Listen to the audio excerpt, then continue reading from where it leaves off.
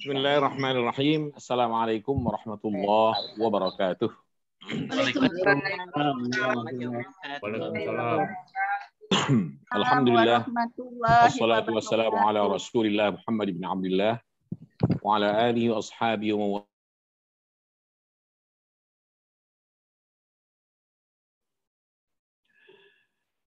atas izin Allah, siang ini kita dipertemukan kembali secara virtual untuk melanjutkan pembahasan kita dalam materi Arab Qur'ani 5. Yang hadir pada saat ini, sampai dengan saat ini, baru 29 orang. Kita tunggu yang lain-lain sambil kita mulai saja. Mungkin yang lain masih terjebak kemacetan, kita maklumi. Iya. Macet di dapur, macet di musola, sejadi kan? Jadi kita mulai saja pembahasan kita pada kesempatan siang ini. Sebelum kita masuk ke dalam materi berikutnya, judul yang baru, kita akan jawab dulu pertanyaan-pertanyaan atau permintaan dalam tadribat halaman 6 dari bukunya.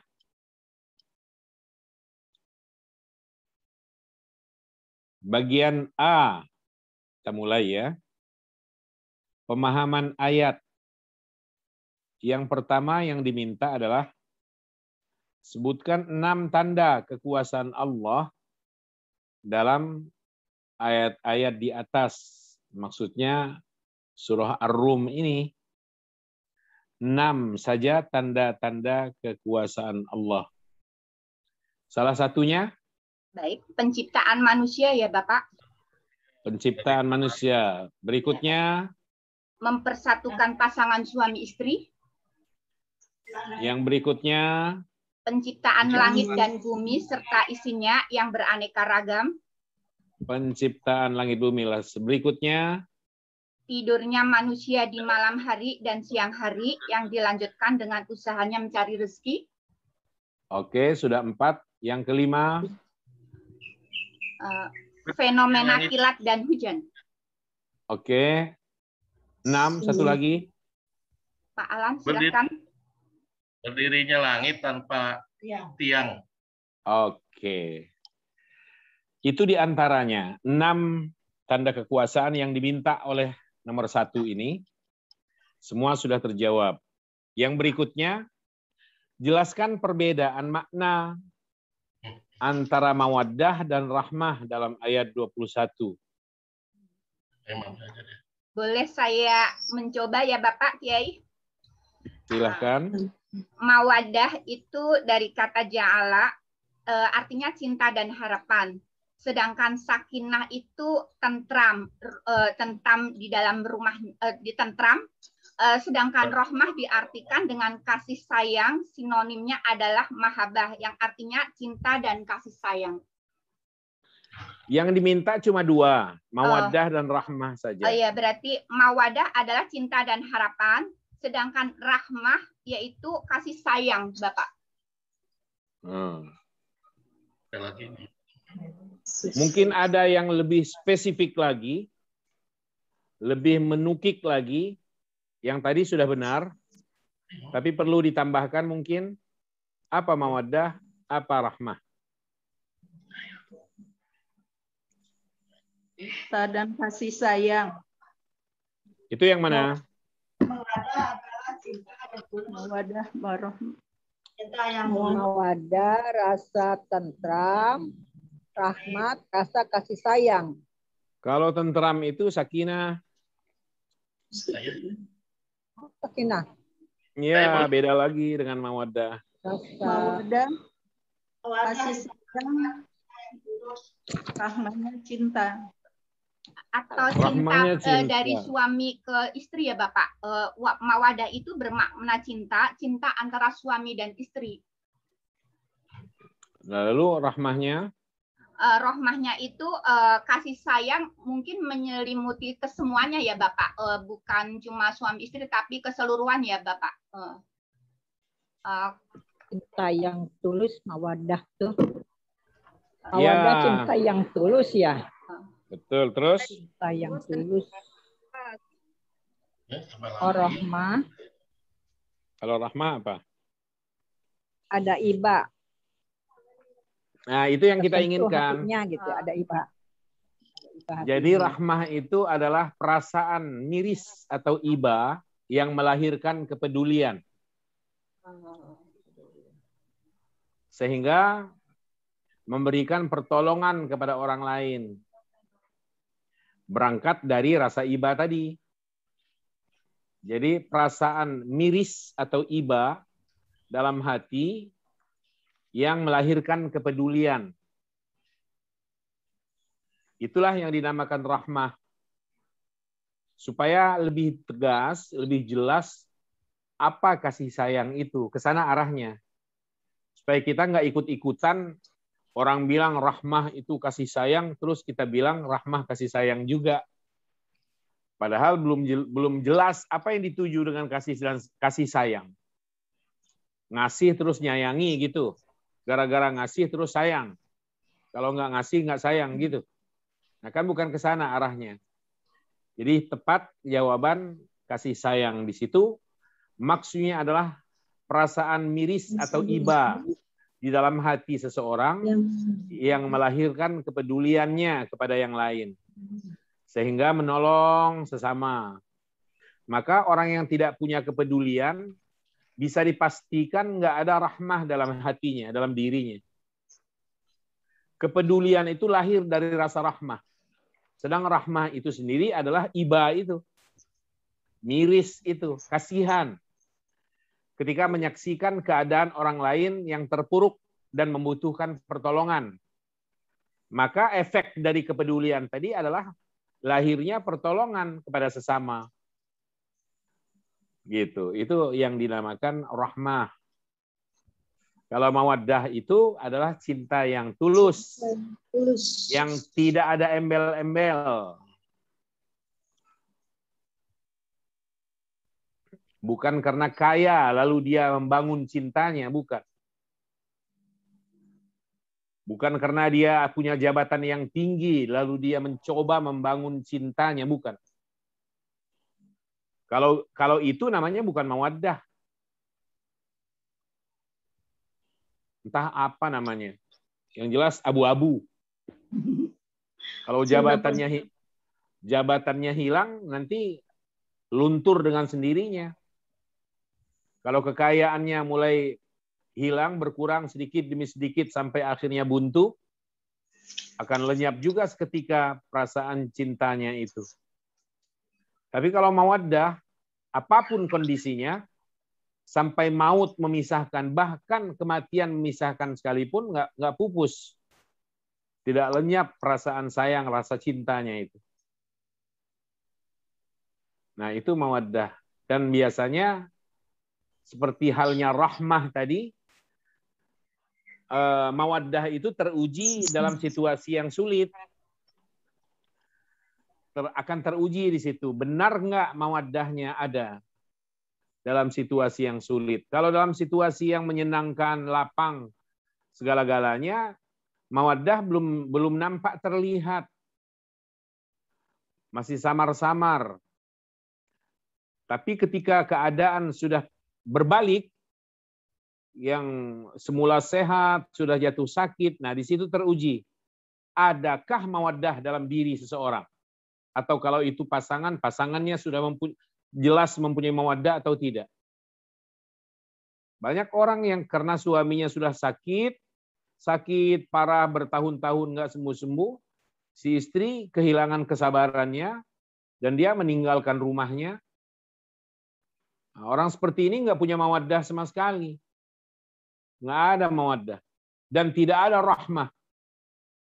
Maka dalam sebuah mahligai rumah tangga ketika mawaddah dan rahmah terbangun, maka ketentraman hidup rumah tangganya akan tercipta dengan sendirinya. Kalau mawaddah hilang, masih ada harapan rahmah. Jika cinta kasih ini lenyap, masih ada harapan, yaitu amanah. Mungkin dia sudah tidak mempunyai perasaan cinta dan tidak ada rasa iba lagi dalam dirinya.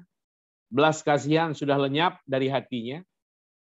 Tetapi ketika yang bersangkutan masih menjaga satu pilar lagi, yaitu amanah kepada Allah, maka dia akan bertahan. Tapi kalau amanah pun hilang, maka kondisinya hidup di bawah tanah sudah lebih bagus daripada hidup di permukaannya. Iya, karena pasangan-pasangan dalam rumah tangga ini semuanya landasannya amanah, sadar atau enggak. Harus amanah. Dalam hadis Rasul disebutkan, innakum akhadtumuhunna bi amanatillah. Kalian mewujudkan pasangan kalian di dalam rumah tangga kalian itu atas dasar amanah dari Allah. Ada tanggung jawab di sana. Mungkin tidak lagi ada rasa tanggung jawab karena hilangnya rasa cinta. Nggak ada tanggung jawab lagi dalam rumah tangga. Nggak ada lagi tanggung jawab terhadap keluarga. Tidak ada lagi tanggung jawab terhadap rumah tangganya si istri atau suami.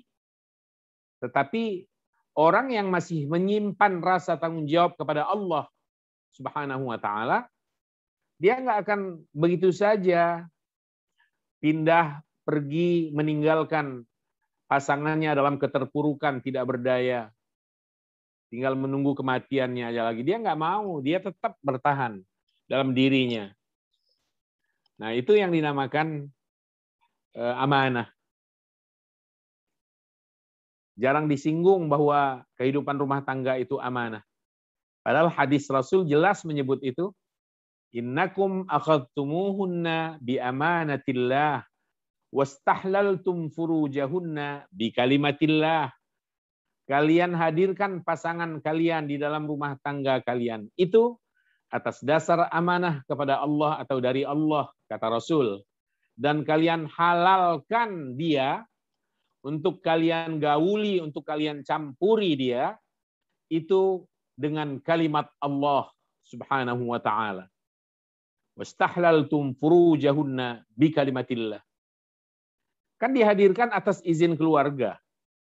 Izinnya keluarga itu adalah kalimat Allah yang terucap juga. Bismillah, asyhadu an la ilaha illallah, dengan menyebut nama Allah, melangkahlah engkau Ananda menuju rumah tanggamu. Ada izin dari keluarganya. Ya, maka istri perempuan itu nggak boleh dihadirkan ke rumah begitu aja, lalu digauli. Ketika orang tanya dari mana itu pasangannya, noh nemu di lapangan. Enak aja, itu zina namanya. Harus izin keluarganya, izin dari ayahnya, izin dari ibunya. Dan ada restu dari rumah tangga si calon istri itu. Lalu dihalalkan dengan kalimat Allah dan diperistri menjadi pendamping hidupnya selamanya dalam rumah tangganya atas dasar amanat dari Allah. Nah, begitu. Oke, sekarang kita masuk ke bagian B. Sebutkan mana mubtada atau subjek dan mana yang menjadi khobar atau predikat pada ungkapan atau dalam ayat-ayat lah yang berikut ini. Wa min ayatihi an khalaqakum min turab thumma idza antum basyarun tantashirun. Mana yang menjadi mubtada? Khalaqakum. An khalaqakum. Oke. Khobarnya? Wa ayatihi, wa min ayatihi. Oke, min ayatihi. Masih ditemukan apa tidak mubtada? Pada ayat ini saja sebelum melangkah ke yang lain. Basyarun. Apa basyarun? Manusia, Ustaz. Kedudukannya sebagai apa? Mubtada. Mubtada. Kalau itu mubtada, khobarnya mana? Angkasirun. Angkasirun.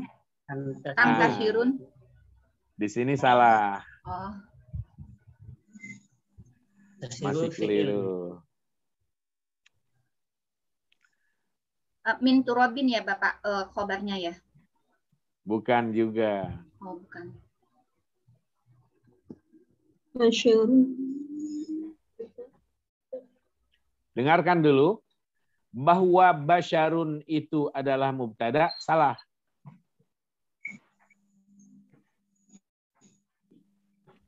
Masih kurang tepat.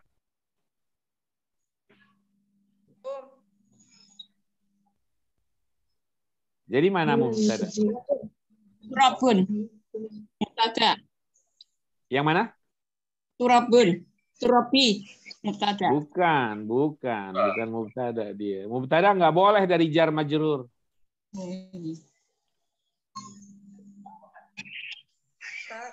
Antum. Antum. Kalau an khalaqakum sudah terjawab tadi kan, dia khobar mubtada dari ayat min ayatihi. Sudah selesai itu. Iya. Nah, jadi lanjutannya antum. Itu yang menjadi mubtada, khobarnya basyarun. Basyar itu yang menjadi khobar dari antum, bukan tantashirunnya. Kalau tantashirun jadi apa? Kalian tahu? Naat. Naat, betul sekali. Jadi tantashirun dia adalah naat untuk basyar. Mantap. Tahu sebabnya kenapa kita sebut tantashirun ini naat? Yang Ada yang menjelaskan? Kenapa tantashirun? Berkembang biak. Ya itu artinya. Menjelaskan manusia. Kalau itu artinya. Yang kita minta ini adalah kenapa kata tantashirun ini disebut kedudukannya adalah sebagai naat. Nah itu. Kata sebelumnya isim nakirah, Ustaz. Nah, karena basyarunnya isim nakirah, sedangkan tashirunnya ini adalah jumlah. Dalam kaidahnya disebutkan jika ada jumlah mau fi'liyah, mau ismiyah, bebas. Pokoknya kalau ada jumlah jatuh setelah isim nakirah, maka kedudukan jumlah tadi adalah naat bagi kata nakirah tadi. Basyarunnya nakirah, tantashirunnya jumlah fi'liyah dia. Nah, jumlah fi'liyah yang hadir setelah kata nakirah basyarun, kedudukan jumlah ini adalah na'at. Betul sekali. Kalau ma'rifah hal, betul. Kalau menemukan ada jumlah jatuh setelah kata ma'rifah, maka jumlah itu menjadi hal. Selanjutnya, wa min ayatihi an khalaqalakum min anfusikum azwaja. Temukan mana mubtada? Mubtadanya an khalaqa lagi Bapak. An khalaqa. Dia mubtada. Khobarnya min ayatihi. Min ayatihi. Inna fi dzalika laayatil liqaumin yatafakkarun. Mana mubtada?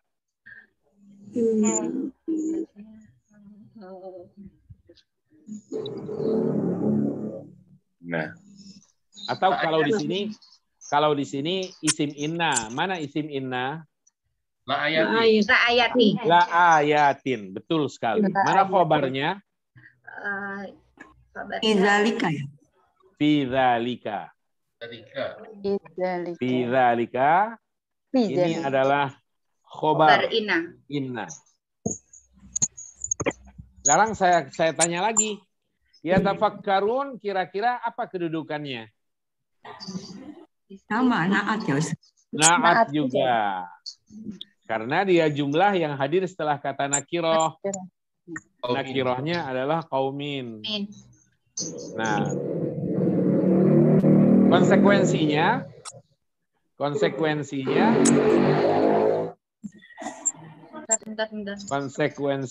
karena kita menyebut ini adalah na'at, maka dalam terjemahnya nanti harus ada unsur yang bagi kaum yang berpikir. Ya, yang sebelumnya manusia-manusia yang berkembang biak. Ada yang di situ. Karena na'at. Selanjutnya, wa min ayatihi khalqus samawati wal ard. Mana mubtada, mana khobar? Mubtada'nya khalqus ya Pak. Khobarnya min ayatihi. Ya. Mubtada khalqu, sedang khobar min ayatihi. Samawatinya mudhaf ilaih bukan, Pak? As-samawat mudhaf ilaih, betul. Inna fi dzalika laayatil lil alimin. Mana yang menjadi isim inna? Laayatin. Laayatin. Mana khobar inna? Dzalika. Apa? Dzalika. Bukan. Fi zalika, pakai fi. Fi zalika, harus pakai fi. Jadi bukan cuma zalikanya saja, tapi harus fi zalika. Fi-nya ikut digabungkan. Wa min ayatihi manamukum. Mana mubtada? Mubtada'nya manamukum. Manamukum. Mana khobarnya? Min ayatihi. Oke, min ayatihi. Inna fi dzalika laayatil liqaumi yasma'un. Mana yang menjadi isim inna? Laayatin. Ayatin. Khobarnya? Fi dzalika. Fi dzalika. Apa kedudukan yasma'un? Sebagai na'at. Sebagai na'at. Kenapa disebut na'at? Karena sebelumnya ada isim nakirah. Liqaumin nakirah itu Pak, ada isim nakirah ya Bapak. Masih kurang. Penjelasannya masih kurang. Jumlahnya jatuh setelah ada isim nakirah. Jumlah. Ya. Karena jumlah yasma'un, jumlah fi'liyah jatuh setelah isim nakirah. Inna fi dzalika laayatil liqaumi ya'qilun. Mana isim inna? Laayatin. Laayatin. Mana khobar inna? Idzalika. Idzalika. Apa kedudukan ya'qilun? Sebagai na'at. Kenapa disebut na'at? Karena jumlah ini sebelumnya ada jatuh setelah ada isim nakirah. Iya, karena ia merupakan jumlah yang jatuh setelah nakirah. Wa min ayatihi an taqumas samaa'u wal ardu bi amrih. Mana mubtada? Antakumu. Bukan antakumu, antakuma. Antakuma. Oh ya maaf. Antakuma. Mana khobarnya? Min ayatihi. Min ayatihi. Saya tanya sekarang. Kenapa antakuma tidak ayyakuma? Ada an. Nasbin. Bukan? As-sama muannas. Karena as-sama itu muannas. Itu jawabannya. Kata as-sama juga kata al-ard dalam bahasa Arab adalah muannas.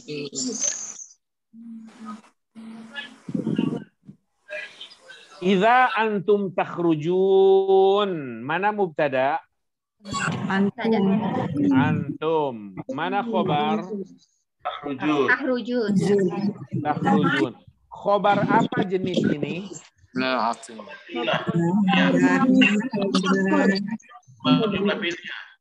Khobar jumlah fi'liyah. Berarti terdiri dari fi'il dan fa'il. Mana fa'ilnya? Domir. Ini domir mustatir antum. Bukan, salah lagi. Ke apa ya Ustaz antum? Dari tahrujun ini ya Pak Ustaz. Mana fa'ilnya? Wow. Al-waw. Al-waw. Wawnya saja, nunnya jangan ikut-ikut. Ya. Wow.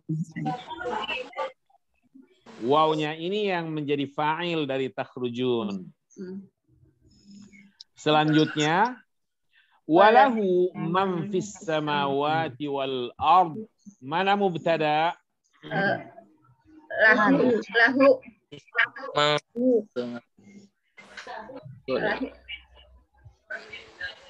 Mana mubtada? Lahu. Manfis. Punya ya Ustaz. Mannya itu yang menjadi Man. mubtada. Khobarnya mana? Samawati. Bukan. Samawati. Walahu. Najrul ya Pak. Lahunya Lahu. itu yang menjadi khobar. Khobar. Kenapa lahu tidak boleh menjadi mubtada? Karena ada wawu atau bukan? Bukan. Bukan itu penyebabnya. Sebagai apa ya? Karena apa ya Pak? Lahu. Khobar muqaddam. Iya, kenapa dia menjadi khobar dan tidak boleh jadi mubtada? Kenapa? Bukan isim, Ustaz. Lah, ada harful la bukan? Kenapa? Bukan isim, kan Ustaz? Karena bukan isim, Ustaz. Bukan itu jawaban. Oh, bukan. Kenapa dia tidak boleh jadi mubtada?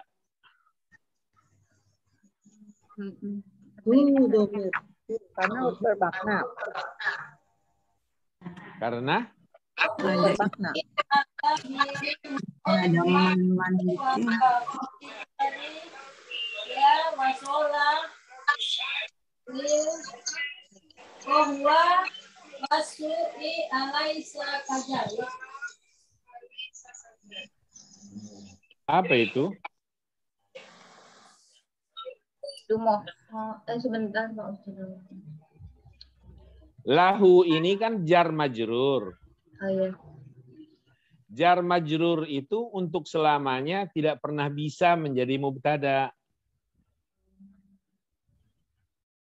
Kalau jar majrur bisa dan boleh jadi mubtada, dari awal tadi min ayatihi sudah kita bilang mubtada loh. Tapi kan tidak boleh. Karena min ayatihi itu minnya huruf jar, ayatihinya isim majrur. Lahu juga sama. Lam yang pertama ini lamnya adalah lamul jar. Hu-nya itu adalah dhamir. Mabni ala dham tapi fi mahalli jarrin. Intinya sama lahu dengan min ayatihi sebagai jar majrur.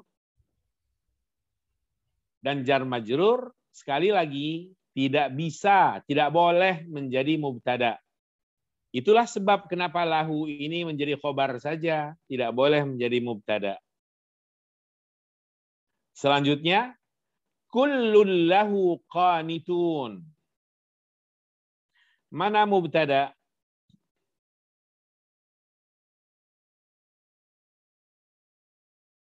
Kulun. Kullun. Mana khobar? Lahu. Bukan.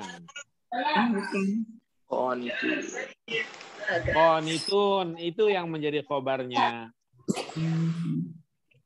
Lahunya jar majrur saja.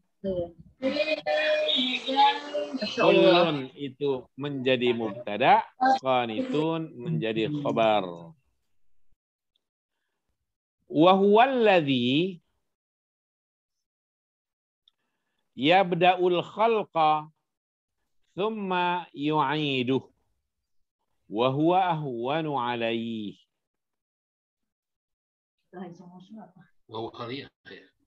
Mana mubtada? Huwa. Mana khobar? Al-ladzi. Oke. Huwa mubtada, alladzi adalah khobarnya. Kalau yabda'unya menjadi apa? Banyak Jumlatus silah. Betul sekali.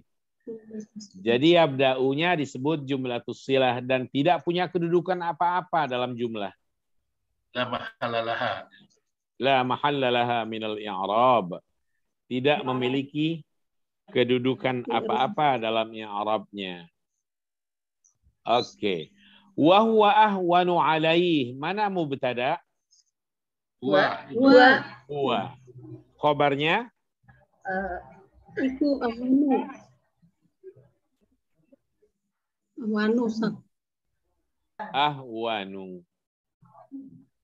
Ahwanu. Apa arti ahwanu? Ahwan. Jamak.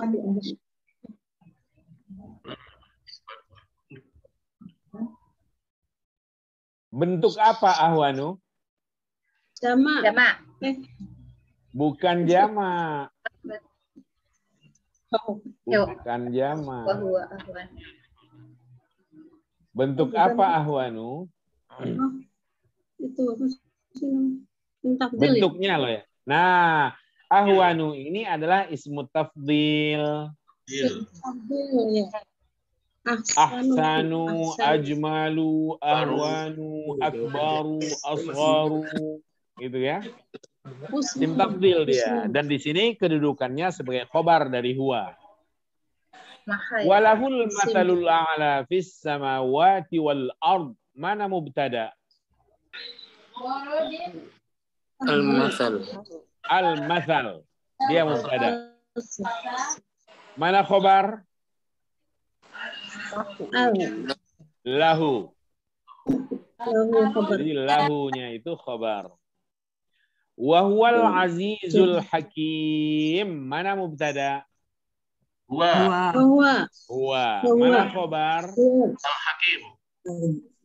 Azizul Hakim. Azizul Hakim. Azizul Hakim. Maha Agung dan bijaksana. Wahwa. Huwanya itu mubtada. Al-azizu khobarnya. Oh, hakimnya Ustaz?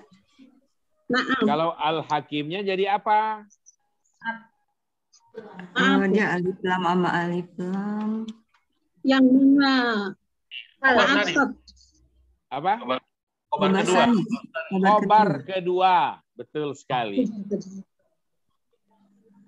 Jadi dhamir huwa yang mubtada ini memiliki dua khobar sekaligus. Khobar yang pertama al-azizu, khobar yang kedua al-hakimu. Dan tidak boleh al-hakimu disebut na'at. Tidak boleh. Na'at itu kan sifat. Emang al-hakim menyifati yang mana? Tidak. Tidak ada yang disifatinya. Al-aziz sendiri kata sifat, al-hakim sendiri kata sifat. Sesama kata sifat tidak boleh saling menyifati. Itu hukum biskota itu. Tidak boleh saling mendahului. Jadi al-aziz jadi khobar yang pertama, al-hakim menjadi khobar yang kedua.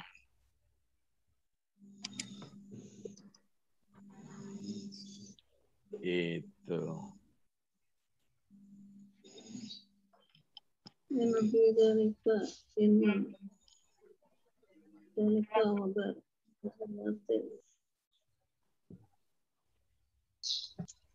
Ada pertanyaan? Sebelum kita masuk ke judulnya yang baru.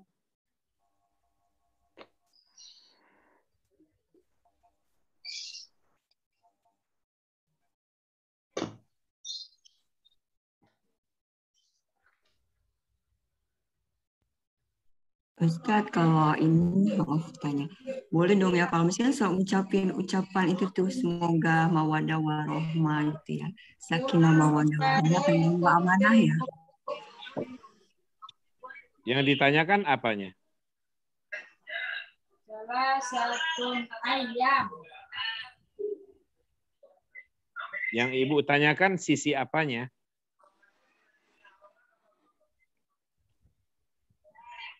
Halo? Tadi itu Bu Yani nanya, bolehkah kita mengucapkan mawadah warohmah gitu ya Bu ya? Oh iya, boleh.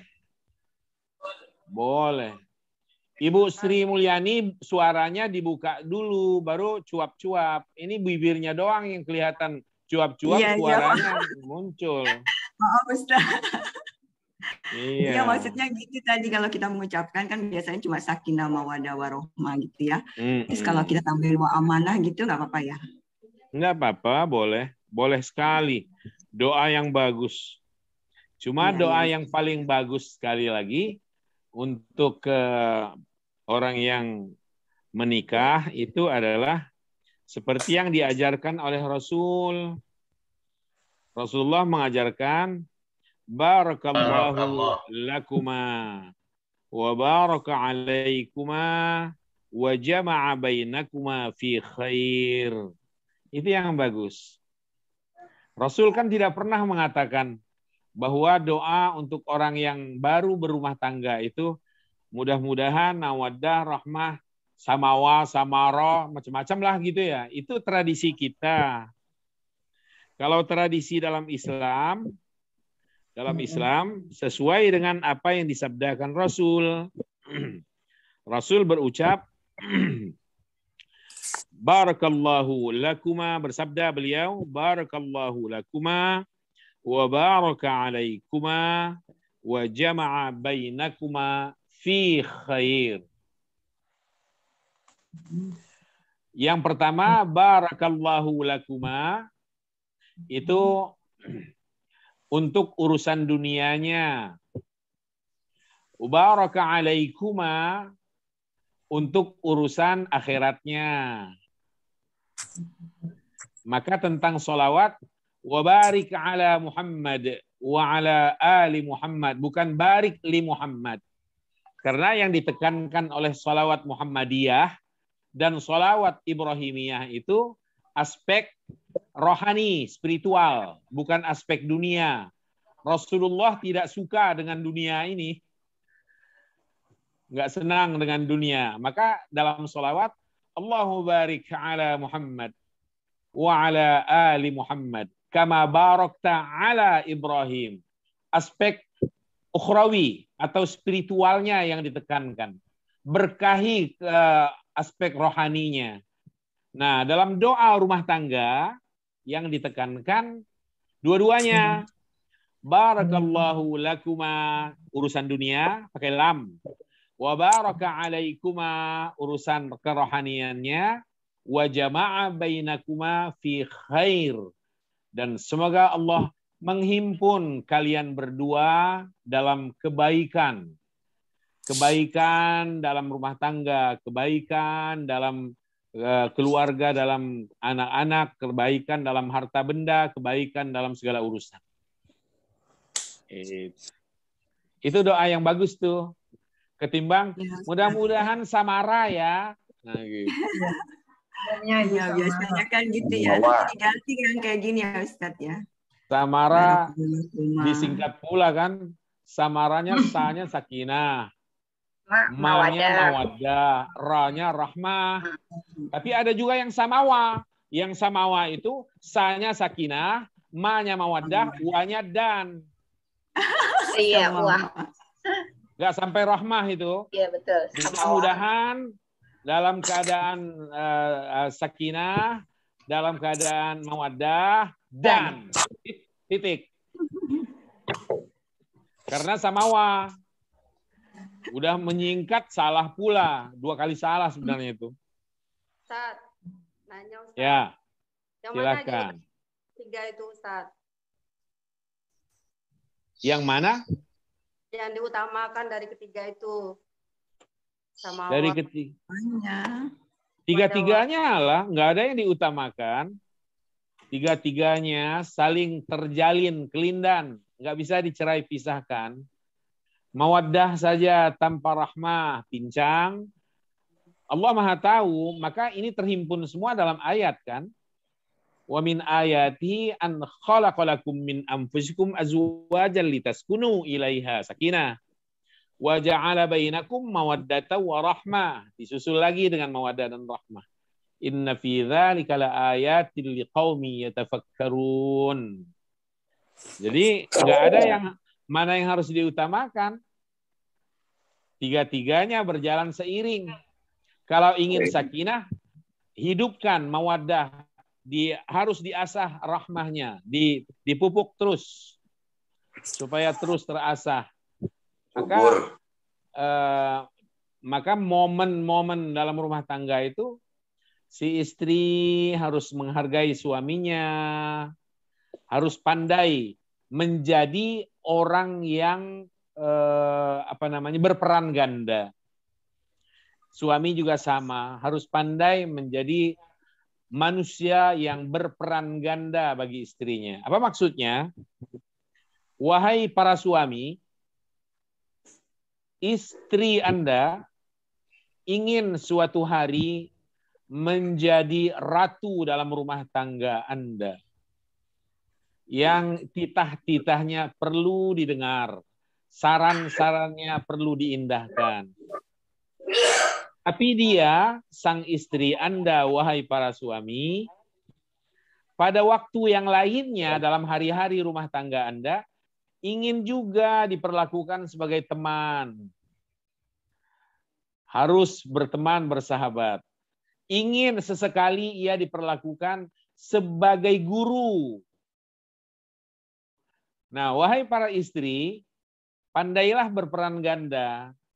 Karena suami Anda ingin suatu hari diperlakukan sebagai seorang raja yang perintah dan titahnya harus didengar dan diindahkan. Tapi suami Anda juga suatu hari lainnya ingin diperlakukan sebagai teman curhat. Ingin juga diperlakukan sebagai guru yang digugu dan ditiru. Dan seterusnya. Ayah juga sama, si ibu juga sama dalam peran aktifnya kepada putra-putrinya.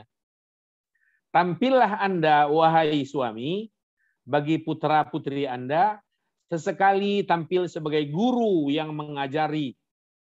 Tampil sesekali lainnya sebagai teman bersahabat akrab, canda dan tawaria bersama. Jadilah suatu hari menjadi raja yang perkataannya harus didengar oleh anak-anak. Gitu. Jadi perannya mesti peran ganda. Si istri juga sama. Tampillah Anda, wahai istri, bagi putra-putri Anda, sesekali tampil sebagai ibu bagi mereka. Sesekali lainnya harus tampil sebagai ratu yang harus mereka dengar. Sesekali lainnya tampil sebagai guru yang mengajari mereka hidup. Sesekali lainnya menjadi teman yang akrab, curhat mereka, bercanda, tawaria. Begitu, baru suasana rumah tangganya hangat, hidup. Tapi kalau si suami tampil raja terus, waduh, nanti anaknya mau sekolah minta uang jajan, dia akan hormat. Ayahanda, saya Ananda, siap berangkat sekolah, uang jajan tolong diberi, laporan selesai. Nah, enggak gitu mah kaku. Sampai anak enggak berani kadang-kadang mendekati ayahnya. Sesekali juga anak-anak juga enggak berani mendekati ibunya karena takut ibunya galak, enggak pernah jadi teman. Salah. Kita namanya kurang pandai menjadi manusia punya peran yang ganda dalam rumah tangga. Cobalah bangun kehangatan itu. Anak-anak, kewibawaan kita tetap terjaga, tapi sesekali kita bercanda, bergurau, berlari, pagi bersama. Ada waktu-waktu tertentu, makan bersama di luar sana. Iya. Berlibur. Nah, coba. Kalau bertindak kaku, nggak tercipta kehangatan. Maka perkawinan atau pernikahan dalam Islam itu bukan lembaga. Salah lembaga. Rumah tangga atau pernikahan itu atau perkawinan itu adalah peranata. Peranata sosial dia. Bukan lembaga. Kalau lembaga hierarkis. Ada pimpinannya. Dan anak buah harus tunduk. Nah, kayak lembaga bahasa dan ilmu Al-Quran. Ada pimpinan, ada karyawan. Karyawan harus tunduk. Nah, kalau dalam rumah tangga, nggak boleh begitu. Nggak ada aturan resmi yang harus anak-anak dibuat takut semuanya. Ngeri, ngelihat ayahnya kabur, ngelihat ibunya lari. Wah, kalau sudah begitu yang terjadi, ada yang nggak beres tuh dalam rumah tangga. Sama juga, kalau ada seseorang, setiap kali ketemu kucing, dimanapun kucingnya kabur, pasti ada apa-apa dengan orang ini. Sampai kucing aja takut dan ngeri, coba. Oh gitu. Dia tahu Iya. ya Ustadz, kita mungkin galak Tahu. ya itu. Iyalah, dia kan punya insting yang hidup. Instingnya tajam. Pasti ada apa-apa. Dan komunitasnya kuat. Dunia perkucingan itu menurut kamus perkucingan, kuat. Antar mereka integral. Integrasinya tinggi. Jadi kalau ada satu di antara anggota komunitasnya pernah disakiti, yang lain pun punya rasa yang sama. Sepenanggungan. Jadi kalau ibu rumah tangga ini ngamuk sama kucingnya, padahal kesalahan tidak pada kucing loh sebenarnya, kesalahan pada kita. Kenapa juga lauknya dibiarin ngablak, nggak ditutup rapi? Nah, kucing ya taunya di sini ada ikan, ada lauk, dia sikat. Nah, kita yang ngamuk, dipentung, disiram ke air panas, dia kabur, dia laporan sama komunitasnya. Hati-hati katanya dengan rumah tangga itu. Tuh yang warna pagarnya yang begini. Warna cat tembok rumahnya begini. Hati-hati. Orangnya galak, saya mah kapok. Oh ya, kata kawan-kawannya sesama kucing. Berarti kalau ya. Intinya berarti di sana harus ada pertama akidah dulu ya. Akidahnya harus kuat dulu atau gimana? Oh iya, rumah tangga itu fondasi utamanya adalah akidah. Seakidah supaya hidupnya dapat terbina baik. Kalau udah satu keimanan, satu agama, dan saling menguatkan satu sama lainnya, enak kan? Berjalan seiring namanya.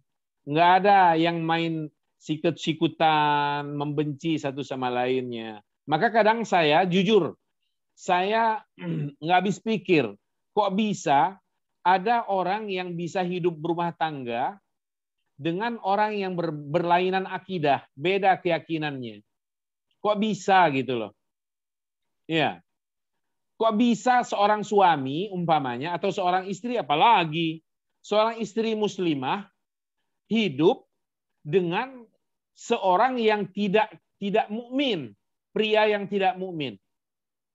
Itu kan sama aja dengan dikeloni sama kebo. Iya dong. Kok disamain? Ya iyalah. Pasangan yang nggak ngerti mandi junub kok. Hewan kan nggak tahu mandi junub. Bagaimana membersihkan dirinya dari hadas besar. Tiba-tiba ada dalam satu atap, di bawah satu atap. Untuk bertahun-tahun, puluhan tahun lamanya. Aduh, nggak bisa deh. Jadi itu dia, fondasi keimanan, akidah harus tunggal, sama.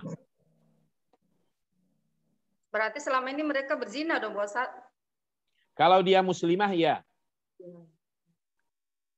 Kalau dia muslim, prianya muslim, masih ada hukum yang menyatakan boleh. Karena dengan pendirian bahwa yang lain-lain, Nasrani dan Yahudi, masih kelompok ahlul kitab. Tapi bagi yang bersikap keras bahwa mereka bukan lagi ahlul kitab, karena dengan segala perubahan dan permusuhan yang ada terhadap Islam, ya maka mereka pun tetap tidak membolehkan pria yang muslim menikah dengan wanita non-muslimah.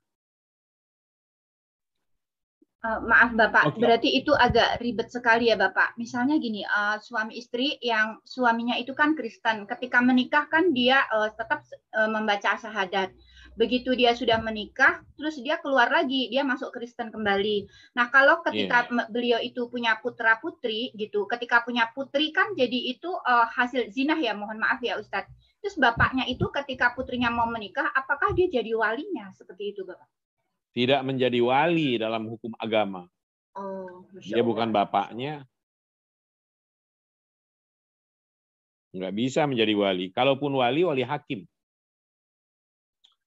Orang lain, bukan bapaknya. Karena dia tidak berbapak. Sama kan kasusnya orang yang wanita muslimah yang berzina, lalu hamil. Dari kehamilannya lahir putri. Ya. Si putri ini ketika dia sudah dewasa dan akan menikah, bapaknya itu tidak bisa menjadi walinya. Karena dia istilahnya ada di luar pagar. Bukan ada di dalam pagar. Bapak gelap, kali Bapak gelap. Iya. Syariat yang dipakai dalam rumah tangga atau dalam pembinaan awal rumah tangganya itu bukan syariat Allah, tapi syariat kucing atau syariat ayam. Coba lihat kucing. Anak-anak kucing yang dilahirkan oleh induknya, jelas nggak bapaknya? Tidak Bapak, tidak, insya Allah. Iya. Bapaknya nggak ada. Jelas. Begitu juga ayam, sama. Anak-anak ayam itu kalau dicari bapaknya yang mana nggak jelas. Maka anak-anak ayam itu hanya disandarkan kepada ibunya. Kan nggak ada, bagaikan anak ayam kehilangan bapaknya. Yang ada bagaikan anak ayam kehilangan induknya. Karena dalam dunia binatang, anak hanya disandarkan kepada induk, tidak kepada bapak. Bapaknya nggak jelas. Dunia manusia, jika menerapkan hukum yang sama, yaitu hukum binatang, perzinaan, lalu akibatnya lahir manusia, maka syariat yang berjalan di sana nanti di dalam pernikahan putrinya itu tidak boleh memberlakukan hukum agama, tapi harus hukum artinya ketentuan hukum agama harus berbeda. Dia tidak boleh lagi menjadikan bapaknya itu sebagai wali, karena dia diibaratkan sebagai anak ayam tadi, kiblatnya hanya ibunya, nggak ada bapak dia. Maka wanti-wanti agama mengingatkan kita semua, wala taqrabuz zina, jangan dekati zina itu. Apalagi melakukannya. Innahu kana fahsyatan wa sa'a sabila. Dia adalah perbuatan keji dan jalan hidup yang sangat-sangat buruk. Sa'a sabila. Karena syariat yang harus berjalan itu syariat Allah dalam diri manusia. Bukan syariat binatang yang dipakai oleh manusia. Ini syariat binatang. Zina itu kan syariat binatang namanya. Mana ada kambing pakai akad nikah? Mana ada kucing pakai akad nikah? Suka-suka dia melepaskan hasrat biologisnya masing-masing. Mau di jalan umum kek, mau di kandangnya kek, terserah dia. Hal yang sama jika terjadi pada manusia, itu syariat binatang namanya. Maka Islam menggariskan jika terjadi kasus seperti itu, anak yang dilahirkan tidak disandarkan kepada bapak karena tidak berbapak. Tapi hanya disandarkan kepada ibu persis keadaan binatang.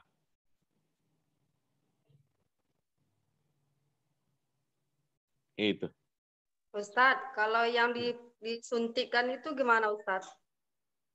Vaksin maksudnya. Kalau vaksin nggak apa-apa. Enggak, maksudnya itu sperma yang laki-laki disuntikin sperma perempuan. Oh, bayi tabung kali. Kalau kloning maksudnya Tabung, inseminasi. Itu boleh, asal sumbernya dari suami sendiri. Iyalah. Kalau dari tetangga nggak boleh, Bu. Dari bank sperma gitu nggak boleh ya Ustadz ya? Dari bank sperma nggak boleh. Ya.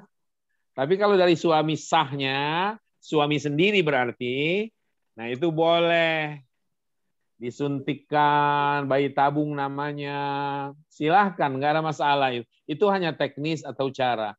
Itu indahnya Islam. Suami istri dalam suatu rumah tangga. Karena mengambilnya dengan amanah Allah dan menghalalkannya dengan kalimat Allah, maka segala cara apapun yang ingin dilakukan oleh pasangan ini dipersilahkan. Kecuali harus menerapkan kaidah, silahkan lakukan cara apapun, datangilah dari mana-mana, tapi tidak di mana-mana.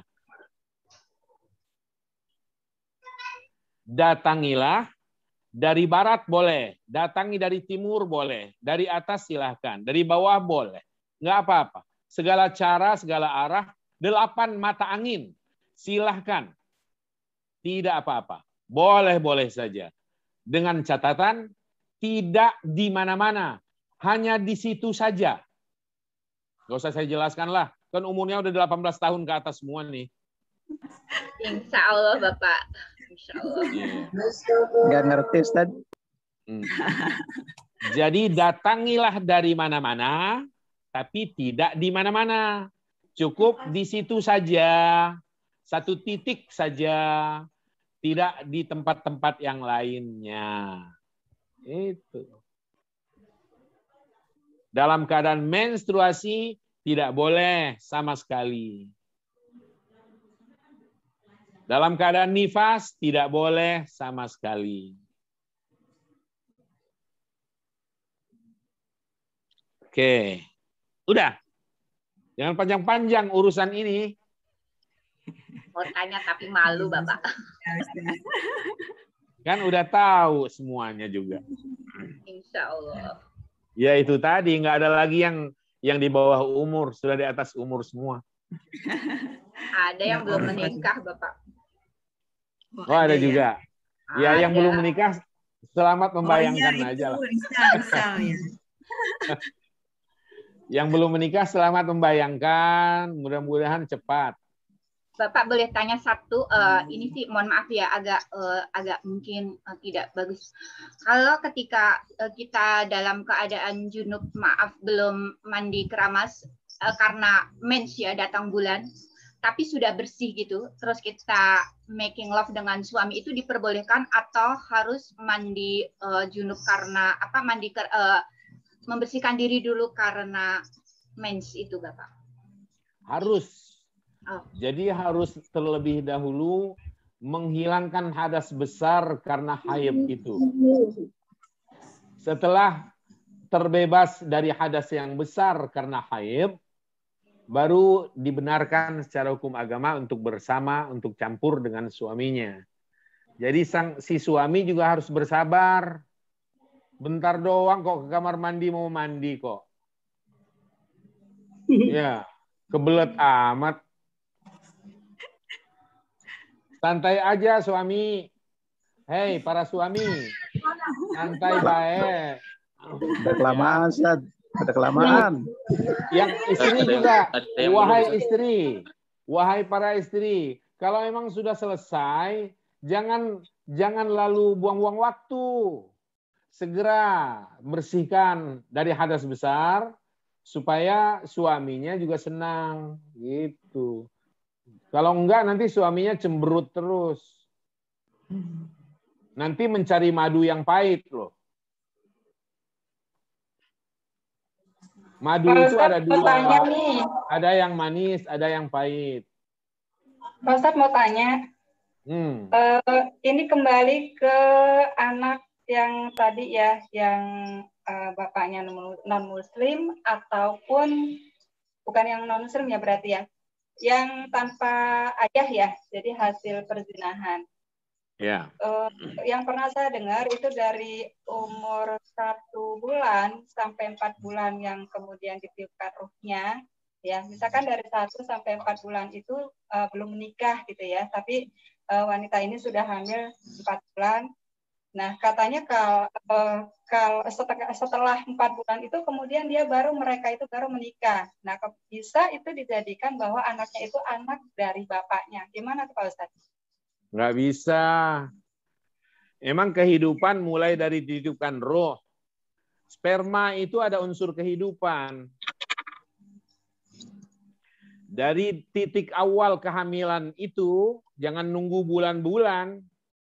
Dari titik awal kehamilan, pertemuan sel telur dengan sperma, lalu akibat pembuahan itu jadilah unsur manusia, tanpa harus menunggu ditiupkan roh, sudah ada kehidupan. Sudah ada kehidupan. Dan sejak itu sudah berlaku hukum yang sama, bahwa dia sudah tidak berbapak. Jadi nggak bisa dikatakan bahwa kalau masih belum ditiupkan roh, lalu menikah dan tetap dia dianggap sudah berbapak, nggak bisa. Persoalannya itu adalah titik awal kehamilan, bukan ditiupkannya roh. Dan supaya kita tahu bahwa sel sperma itu ada kehidupan. Kalau nggak ada unsur kehidupan nggak jadi loh, nggak terjadi pembuahan. Karena ada kehidupan. Iya, nggak bergerak. Betul. Miliaran sel di situ. Atas kuasa Allah Subhanahu wa taala. Nanti kalau ini dilonggarkan, akhirnya nanti kita mentolerir tindakan zina. Seakan kita melegitimasi perbuatan zina. Toh buru-buru aja dinikahkan, toh nanti akan masih berbapak kok. Nah, akhirnya akan ke sana. Nah, itu dia tuh Pak Ustadz, kan banyak ya sekarang yang kejadian seperti itu ya, hingga anaknya dewasa, tapi juga mereka juga hidup berumah tangga dengan berumah tangga benar ya, sampai anaknya lebih dari 1 misalkan, tapi anak yang pertamanya dari hasil perzinahan karena keburu hamil belum menikah. Iya. Ya banyak yang seperti itu gitu ya, banyak yang seperti itu. Terus tapi mereka tetap dianggap bahwa mereka itu adalah anaknya, dan kemudian ketika dinikahkan, kemudian ketika anaknya menikah, ya itu tadi tetap dia jadi awalinya gitu, yang bapak yang menghamilinya. Iya, gitu. Itu kesalahan. Harus ada sosialisasi kepada rumah tangga yang seperti itu. Yang dianggap anak keduanya itu adalah mulai dari anak kedua. Kalau anak yang pertama tadi karena akibat dari hasil perzinahan, maka ia tidak dinisbahkan kepada ayah, tapi dinisbahkan kepada ibunya saja. Berarti secara hukum waris pun gitu ya, dia itu nggak dapat ya Pak ya dari ayahnya itu ya. Pasti. Hukum kekeluargaan, hukum keluarga itu merembet ke persoalan waris. Kalau dia tidak bisa dinisbahkan ke bapak, maka si anak tidak pernah bisa mewarisi bapaknya. Karena hanya dinisbahkan kepada ibu, berarti hanya dari jalur ibunya saja dia punya hak waris. Begitu. Terus bagaimana tuh Pak? Kok jadi panjang? Jangan panjang-panjang lah. Menghadapi fenomena yang seperti ini gitu ya, yang kemudian jadi seperti biasa-biasa saja gitu ya, tanpa terjadi apa-apa. Apakah dengan caranya orang tua tersebut dengan bertobat, tobatnya diterima atau gimana tuh Pak? Iyalah, harus bertaubat dan harus ada pembenahan. sisi akidah terutama, lalu pembenahan aspek ubudiyah dan hukum. Hukum itu nomor sekian lah. Pembangunan sektor akidah dulu, penanamannya yang baik dalam jiwa anak bangsa ini melalui apa yang disebut dengan unit terkecil dalam masyarakat, yaitu rumah tangga. Maka menjadi ayah yang benar itu susah, menjadi ibu yang benar juga susah. Harus dua-duanya belajar supaya bisa membenahi rumah tangganya, anak-anaknya diarahkan. Betapa dampak perzinahan itu hebat sekali. Di tengah keadaan yang seperti ini kondisinya permisif, dunia serba boleh, cipika-cipiki serba boleh, nggak ada perbedaan lagi, nggak ada batasan-batasan, ini mahram, ini bukan mahram, semua sama. Dianggap itu hal yang biasa. Nah ini yang salah. Dan kita nggak boleh larut dalam situasi semacam ini. Itu sebabnya Rasul menyebutkan dalam salah satu sabda beliau bahwa di akhir zaman itu nanti, kata Rasul, berpegang teguh kepada ajaran yang benar, yang baik, cara hidup yang baik itu ibarat menggenggam bara api saking panasnya. Banyak orang yang nggak kuat. Dan akhirnya ikut arus, bukan melawan arus. Ikut arus. Di mana ada dunia kebebasan, dia masuk ke dalam dunia bebas itu. Nggak peduli dengan ini dan itu. Malah justru menuding bahwa agama itu memasung kebebasan dalam gerak, dalam pikir, dan sebagainya. Nanti dampaknya berat. Di akhirat nanti, orang-orang yang segalanya serba bebas dalam hidup ini, itu nanti nggak memperoleh kebaikan apa-apa dalam kehidupan di akhirat. Karena Allah akan mengatakan kepada mereka, "Adhabtum thayyibatikum fil hayatid dunya." Kalian sudah menghabiskan segala kesenangan kalian di dunia. Hari ini di akhirat nggak ada lagi kesenangan buat kalian. Semuanya adalah derita. Semua kesengsaraan dan siksa. Bagi yang berpegang teguh kepada ajaran yang baik, dia punya batasan. Nggak semua boleh, nggak semua bisa. Harus ada. Ini yang nggak boleh, ini yang boleh. Sehingga dia bisa menjalaninya dengan walaupun pahit, tapi dengan tekun dan sabar. Akibatnya nanti baik. Dalam kehidupan setelah dunia ini, dia akan menemukan buah manisnya. Karena dia tidak menghabiskan secara total kesenangan duniawinya. Masih ada yang dia simpan. Getir dia jalani kehidupan. Tapi karena dijalani dengan tekun, kesabaran, akhirnya jadi terbiasa. Itu loh kehidupan rumah tangga ini. Jangan biarkan anak-anak hidup bebas. Ya. Maka ayah bunda ini harus benar-benar menjadi ayah yang benar dan bunda yang benar. Maka kasihan jika ayah bunda berpisah. Anak-anak akhirnya serba sulit mereka. Krisis perhatian dan kasih sayang. Ketika krisis kasih sayang itu nggak didapat, artinya mereka nggak memperoleh lagi kasih sayang, mereka akan mencari pelampiasan kasih sayang itu di luar sana. Mencari alam bebas. Dia akan menyerahkan hidupnya dalam kehidupan yang vulgar. Sesuai dengan tuntutan situasi hari ini. Nggak ada batasan-batasan. Akhirnya tumbuh hidupnya dalam kegundahan, dalam ketidaknyamanan. Karena ayah bundanya berpisah. Maka perceraian itu bukan cuma mengguncangkan rumah tangga. Arasy Allah ikut bergoncang karena berpisahnya suami istri di bumi ini. Itu sebabnya kalau terjadi problematika rumah tangga, ada kekeruhan suasana, mbok yau nahan diri, bersabar, cari solusinya secara kekeluargaan, baik-baik.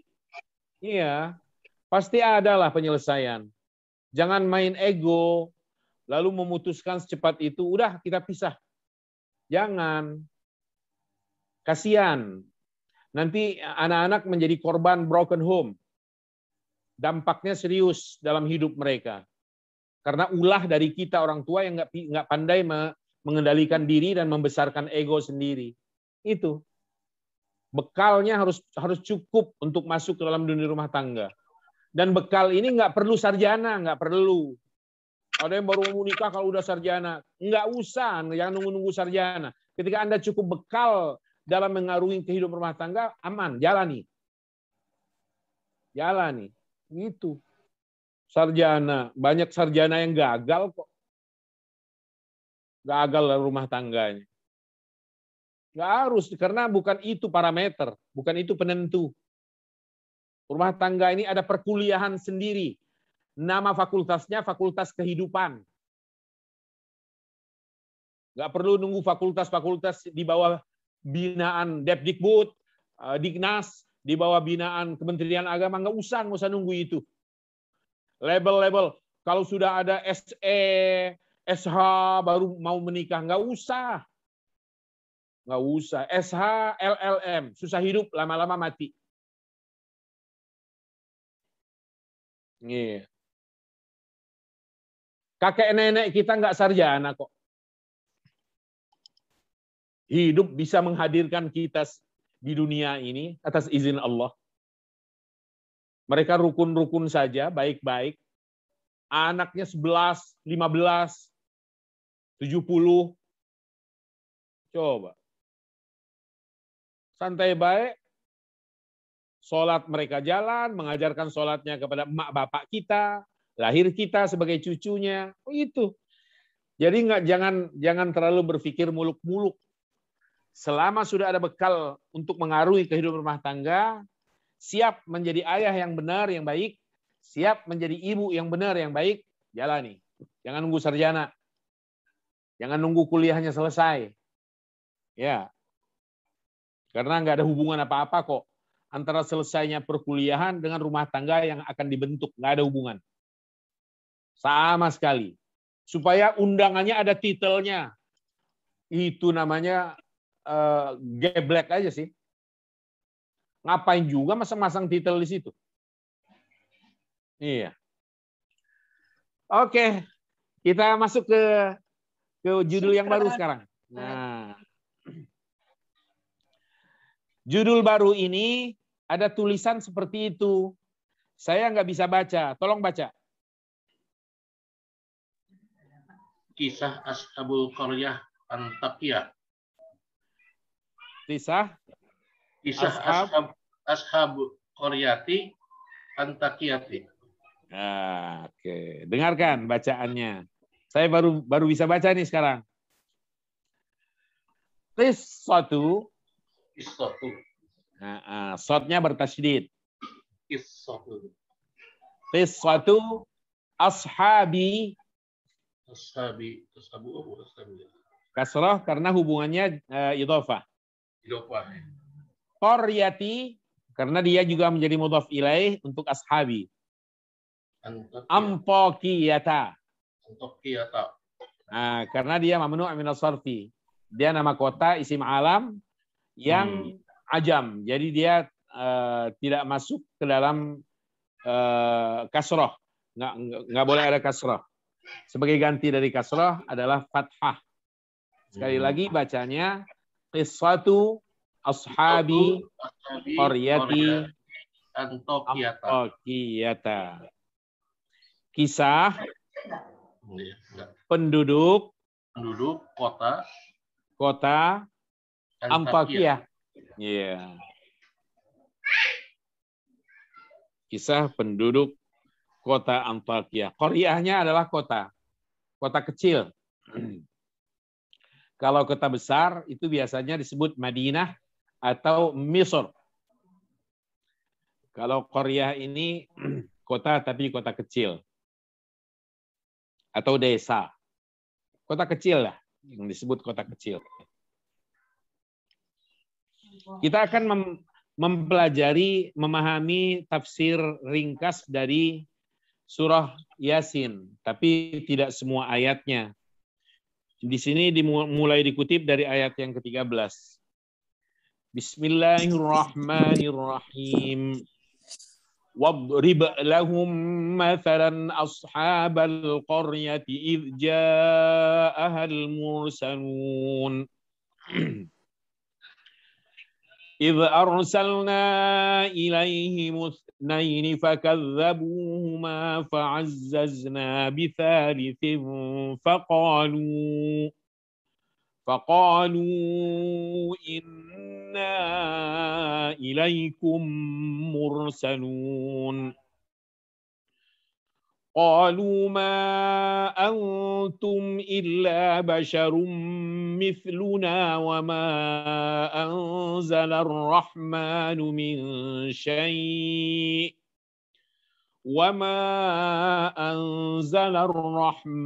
من شيء إن أنتم إلا تكذبون قالوا ربنا يعلم إنا إليكم لمرسلون وما علينا إلا البلاغ المبين قالوا إنا تطيرنا بكم لئن لم تنتهوا لنرجمنكم وليمسنكم منا عذاب أليم قالوا طائركم معكم أئن ذكرتم بل أنتم قوم مسرفون وجاء من أقصى المدينة رجل يسعى قال يا قوم اتبعوا المرسلين اتبعوا من لا يسألكم أجرا وهم مهتدون وما لي لا أعبد الذي فطرني وإليه ترجعون أأتخذ من دونه آلهة إن يردني الرحمن بضر لا تغني عني شفاعتهم شيئا ولا ينقذون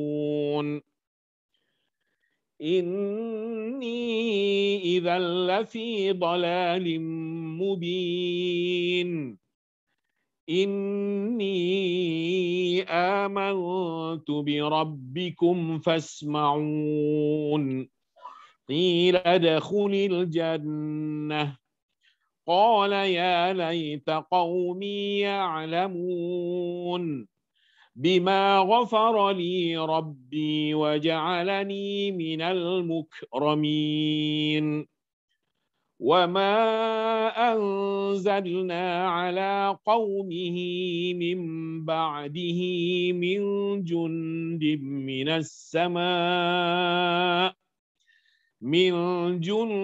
من السماء وما كنا منزلين إن كانت إلا صيحة واحدة فإذا هم خامدون يا حسرة على العباد ما يأتيهم من رسول إلا كانوا به يستهزئون ألم يروا كم أهلكنا قبلهم من القرون أنهم إليهم لا يرجعون وإن كل لما جميع لدينا محضرون صدق الله العظيم وبلغ رسوله الكريم. Al-Mufradat. Kita lihat mufradatnya. Wadrib lahum mathala. Kata doroba yadribu idrib dalam bahasa Arab itu banyak sekali artinya selain pukullah. Bisa juga buatlah. Tergantung konteks kalimat yang digunakan. Kalau perumpamaan, maka kata idrib adalah buatlah atau berilah. Contoh, idrib misalan, berilah contoh atau buatlah contoh. Kalau idrib bi'asakal hajar, pukulkanlah. Bukan pukullah. Pukulkanlah tongkatmu ke batu itu. Idrib bi'asakal hajar. Atau pukullah batu itu dengan tongkatmu. Pukullah. Tapi lain lagi, wa idza darabtum fil ardi falaisa 'alaikum junahun an taqsuru minas shalah in khiftum ay yaftinakumul ladzina kafaru. Apa makna wa idza darabtum fil ardi? Apabila kalian melakukan perjalanan di muka bumi. Jadi ad-darbu fil ardi artinya adalah melakukan perjalanan. Bukan memukul tanah. Apabila kalian melakukan perjalanan di bumi Allah ini, tidak ada salah, tidak ada dosa kalian untuk mengqasar salat kalian. Wa idza darabtum fil ardi falaisa 'alaikum junahun. Maka tidak ada dosa, tidak dianggap membuat kesalahan apabila kalian, jika kalian mengqasar salat kalian. Ya, antaqsuru minas shalah in khiftum, jika kalian takut, in khiftum ayyaftinakumul ladzina kafaru. Orang-orang kafir itu melancarkan siksa atau cobaan berat kepada kalian. Ini di zaman peperangan. Bagaimana kalau tidak lagi perang, sedang damai? Seperti hari ini orang melakukan perjalanan jauh. Haruskah atau perlukah, bolehkah mengqasar? Masihkah berlaku? Berlaku. Lalu ketika Umar bin Khattab dikonfirmasi, bagaimana bisa berlaku padahal sudah tidak perang? Jawab Umar, itu adalah sedekah dari Allah. Shadaqatun tasaddaqallahu biha faqbalu shadaqatah. Itu sedekah yang diberikan oleh Allah kepada kalian, wahai hamba-hambanya yang beriman. Maka sambutlah sedekah itu. Maka orang yang mengqasar salatnya, dikala ia melakukan perjalanan yang jauh, dia sedang menyambut sedekah dari Allah atas dirinya. Jangan segan-segan menyambut sedekah itu. Jalani qasar, enggak apa-apa. Ashabal qaryah. Sahib itu bentuk tunggal, jamaknya ashab. Artinya adalah penduduk. Penduduk, pemilik, ya, yang punya, orang yang mempunyai, atau orang yang memiliki, itu sahib itu. Sahibul kitab, pemilik kitab. Sahibul bait, pemilik rumah, tuan rumah. Jangan bilang sahibul musibah. Masa sahibul musibah? Emang musibah itu menjadi sesuatu yang dimilikinya? Bukan. Jangan bilang sahibul musibah. Sahibul hajah saja. Yang punya hajat atau kebutuhan. Karena hajat itu bisa macam-macam. Bisa juga lain-lain, bisa juga dimiliki oleh yang bersangkutan kebutuhan itu dan selalu menyertai dirinya atau tidak selalu menyertai dirinya. Jadi jangan bilang sahibul musibah. Sebut sahibul hajah, yang berkeperluan atau yang berkepentingan hari ini umpamanya sedang memohon kesediaan kita semua untuk berdoa bersama-sama. Jangan bilang sahibul musibah. Iya ya, sering disampaikan tuh di acara, misalkan di acara tahlilannya orang meninggal gitu ya, sering disampaikan sahibul musibah. Iya, karena nggak ngaji di LBIQ. Beruntung banget ya ngaji di Al-Baiki. Syukran Pak Ustaz. Kita aja baru tahu sekarang. Selanjutnya, idh ja'ahal mursalun.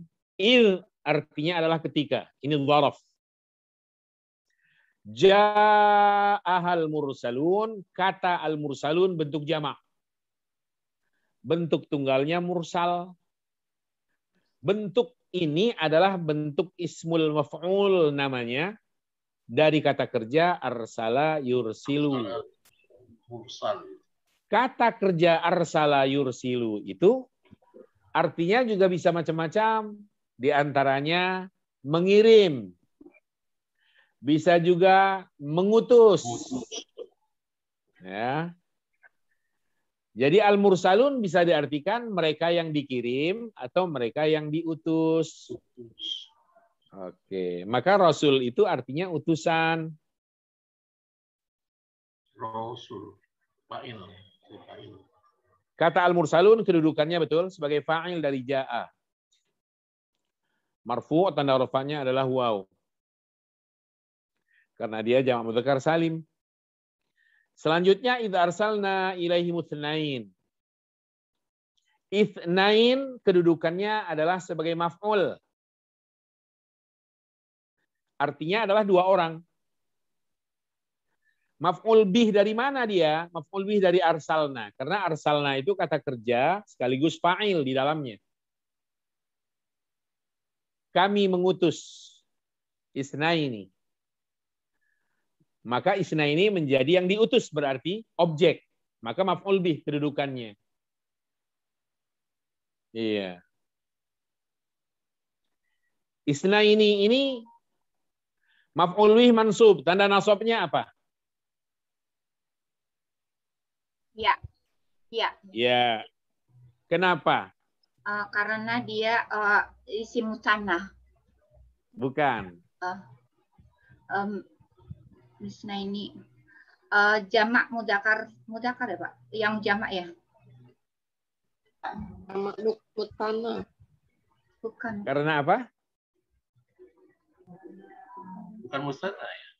Bukan. Jamak ya Bukan Bapak. musanna. Apalagi jamak. Oh salah ya. Mutsanna. Bukan juga. Mudhof ilaih. Ayo, gimana nih? Kalau kalian menyebut dia musanna, saya coba dulu lah. Kalau kalian menyebut dia musanna, saya tanya, mufradnya apa? Bukan isnain kan?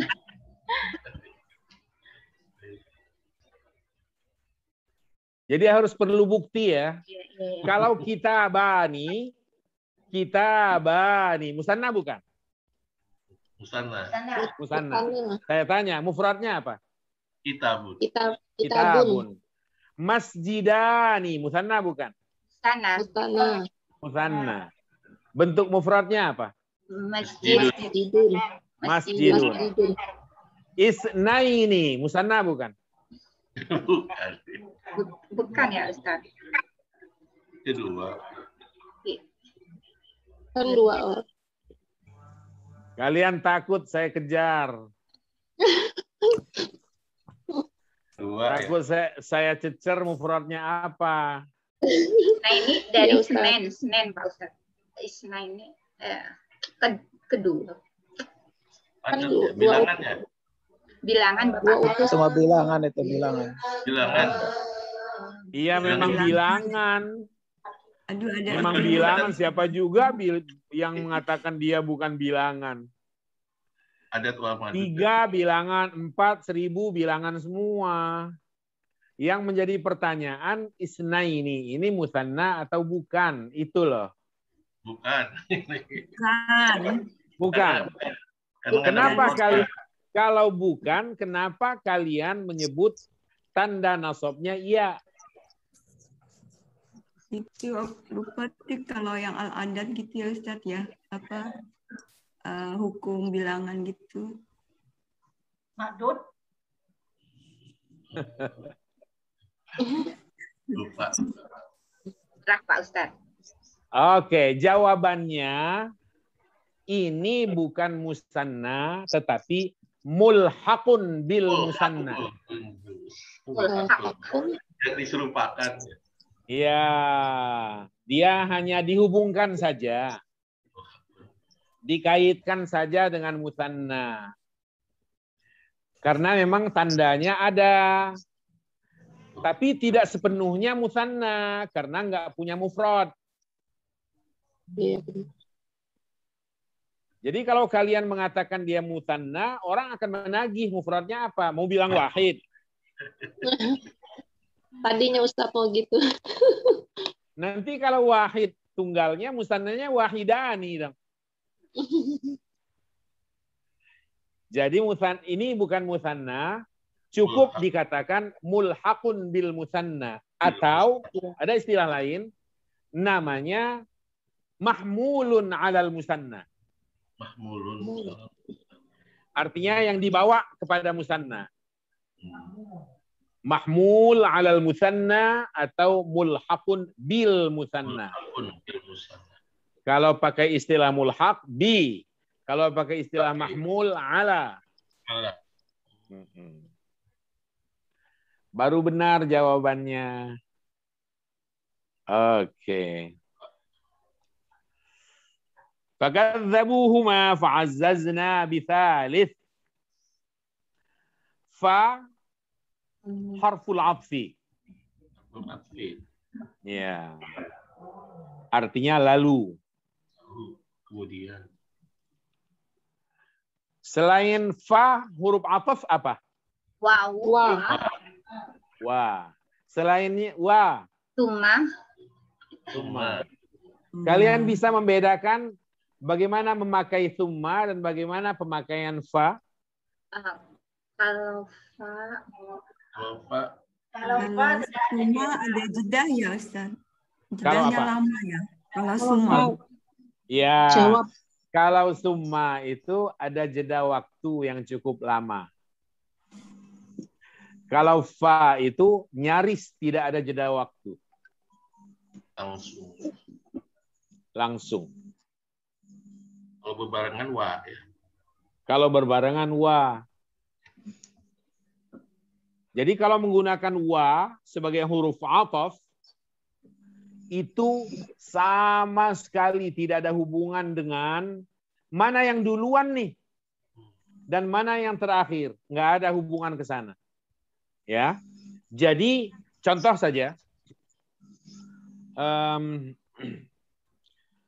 Hari ini alhamdulillah saya sudah membaca ayat Al-Quran dan hadis Rasul. Hadis Rasul.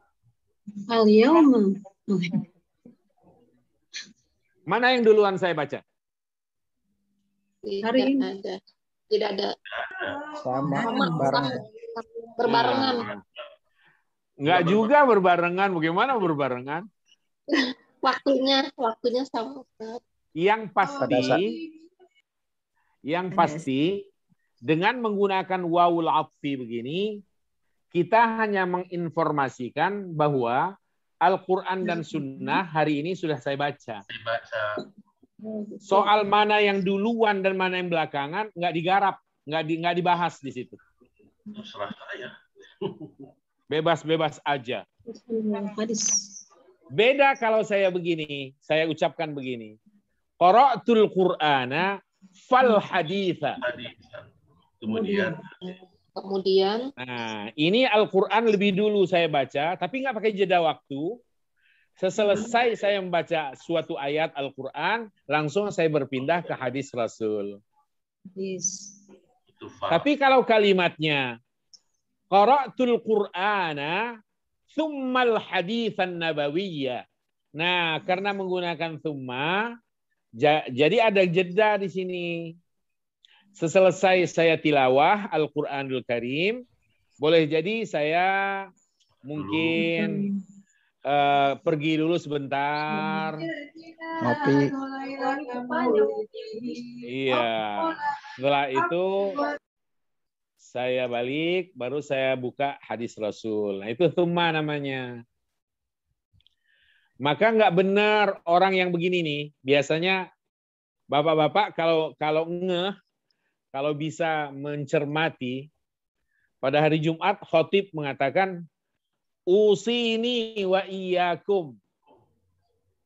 Padahal kalimat yang bagus adalah usikum wa iyaya nafsi bitaqwallahi haqqa tuqatihi faqad fazal muttaqun. Usikum wa iyaya. Itu susunan yang bagus begitu. Saya nasihati kalian dan saya menasihati diri saya sendiri. Nah, oleh karena ada kegelisahan di sini, giliran nasihat aja orang lain yang diduluin, diri sendiri dibelakangin. Nah, akhirnya ada kecenderungan, ada kekhawatiran, akhirnya dirubah redaksinya. Usini wa iyyakum. Saya nasihati diri saya dulu, lalu saya nasihati kalian. Ini berlebihan. Nggak boleh begitu. Lebay. Betul. Biasa aja redaksinya. Usikum wa iyaya. Di antara alasan yang mengemuka, giliran berkah aja, diri sendiri baru orang lain. Barakallahu li walakum. Barakallahu li walakum fil Qur'anil azim.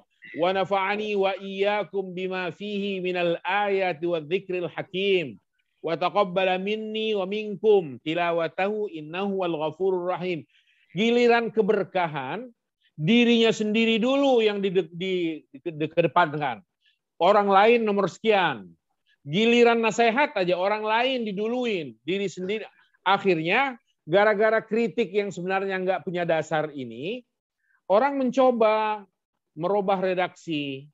Barakallahu lakum wali. Keberkahan buat orang lain dulu, baru diri sendiri. Giliran nasihat, wah, apa tadi? Usini wa iyyakum. Aku nasihati diriku dan kalian. Diri sendiri baru kalian. Ini salah. Gunakan redaksi yang ada, karena redaksi yang ada itu sudah bagus susunannya. Lagi pula, wow, huruf ataf yang digunakan itu nggak ada sama sekali memberi kesan atau memberi makna bahwa yang disebut duluan berarti duluan, yang belakangan-belakangan, nggak ada. Fungsi wawul atfi adalah li'ifadatil jam'i. Sebatas menghimpun saja. Oke.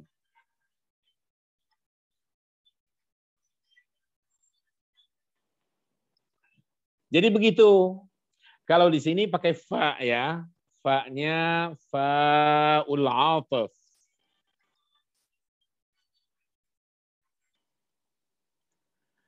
Fa'ul 'athfi.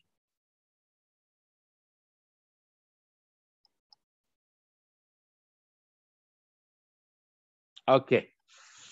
Kita lanjut. Fa, harful 'athfi artinya lalu. Kemudian tadi ditulis di layar. Kenapa?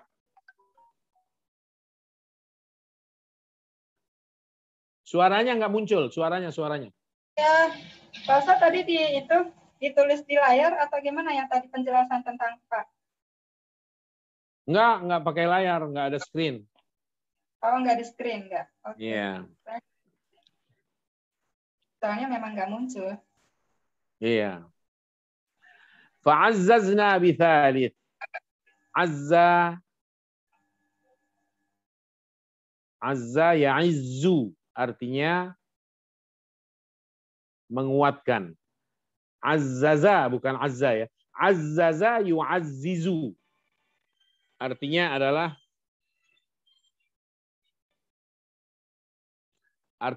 menguatkan. Faqalu inna ilaikum mursalun. Mursalun menjadi khobar. Marfu' bil waw. Khobar dari inna ya. Qalu ma antum illa basyarum mithluna. Ma-nya itu adalah nafyun. Huruf nafi ma atau lainnya jika digabungkan atau disusul dengan illa dalam sebuah redaksi, maka fungsinya adalah Al-qasr. Kalian tahu al-qasr?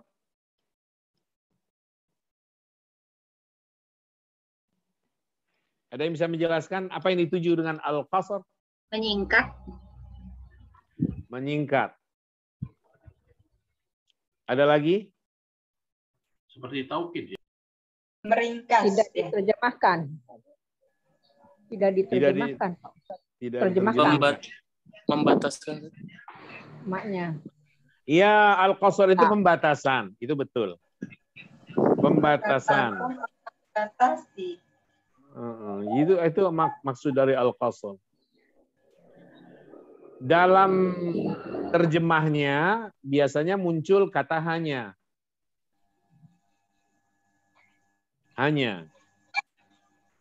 Jadi qalu, mereka berkata, ma antum illa basyarum mithluna. Kalian, ma-nya kan tidak, nafiyah kan?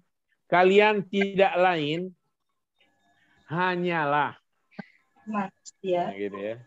Kalian tidak lain hanyalah. Kata hanya inilah yang dimaksud dengan al-qasr itu. Redaksinya biasanya tersusun dari ma atau huruf nafi ditambah dengan illa. Bashar artinya adalah manusia. Wa ma anzalar rahmanu min syai'in antum illa takdzibun. Min litakid. Ba'dama an-nafiyah. Maksudnya, kalau ada min, jatuh setelah ma, atau ada ma an-nafiyah disusul dengan min, maka minnya itu adalah untuk fungsi takkid. Untuk menegaskan pembicaraan dan menguatkannya.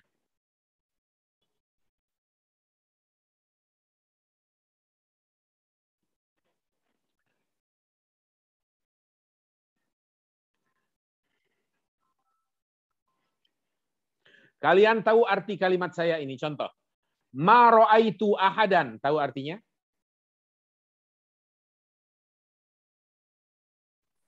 Saya tidak melihat pun. Tidak Saya satu tidak- pun. Tidak satu. Tidak satu. Tidak satu pun melihatku. Saya tidak melihat siapapun. Saya tidak melihat siapapun. Tapi kalau ingin menguatkan kalimat ini, hadirkan min. Ma ra'aitu min ahadin. Satu pun tidak ada yang saya lihat.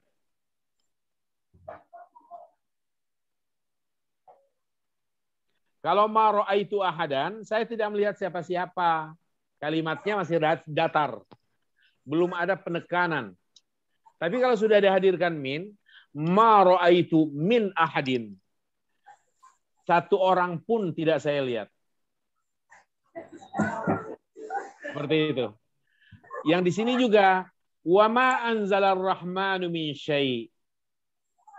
Dan Ar-Rahman, Allah yang Maha Pengasih, tidak menurunkan sesuatu apapun. Gitu. In antum illa. Nah, ketemu lagi dia. Nafyun disusul dengan illa. Sama dengan tadi, ma disusul dengan illa. Karena huruf nafi itu bukan cuma ma, bukan cuma la. Laisa pun adalah adatun nafi. Termasuk in. Itu adalah harfun nafi. In antum illa takdzibun. Ada in, ada illa. Ada nafyun, ada illa. Berarti lil qasr. Kalian tidak lain hanyalah berbuat dusta. Kalian tidak lain hanyalah berbuat dusta. In antum illa takdzibun.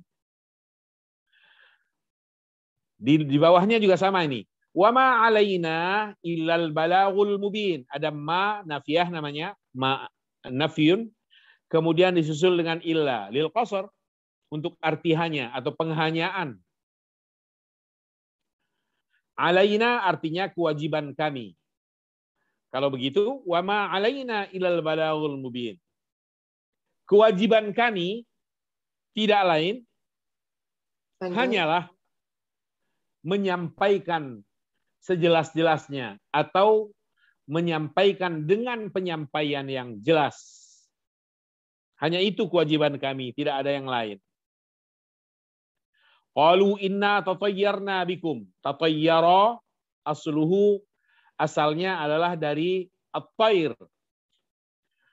Burung idza tara, apabila ia terbang ila jihatil yasar.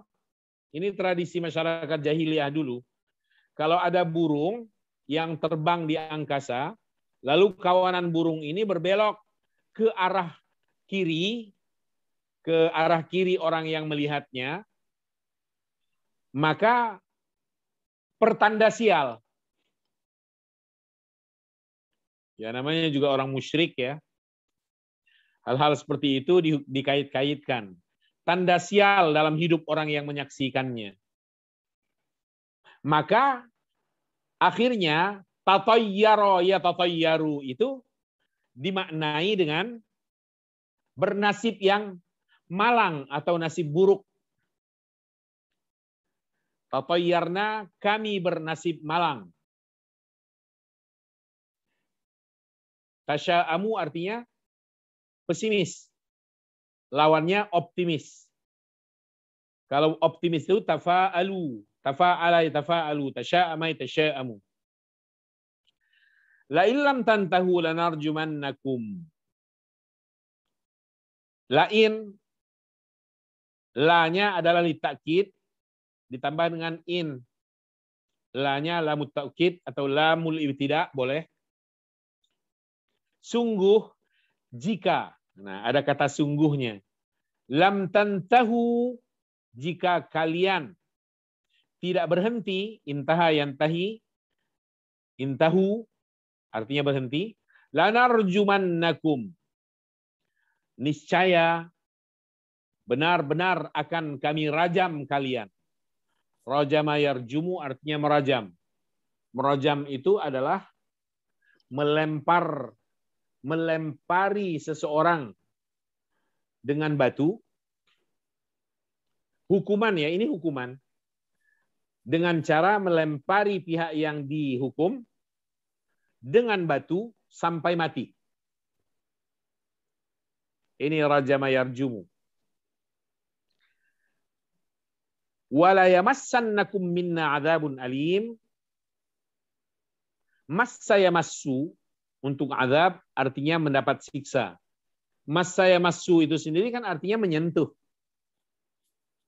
Tapi karena hubungannya dengan hukuman atau siksa, maka diartikan mendapat. Ditambah dengan nun di ujungnya, yaitu yamassanna.